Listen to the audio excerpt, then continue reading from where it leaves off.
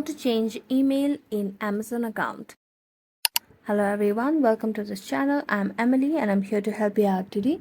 So without any delay, let's get started. Now first of all, go to any browser that you have on your device. I'm going to go for Google Chrome and then search for amazon.com and make sure that you're logged into your account.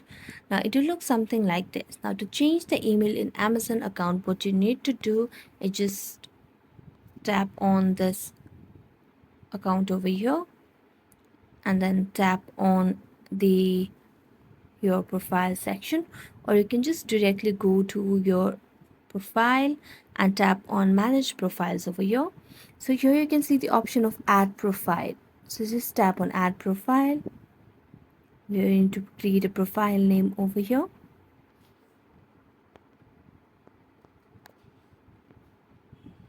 then tap on continue.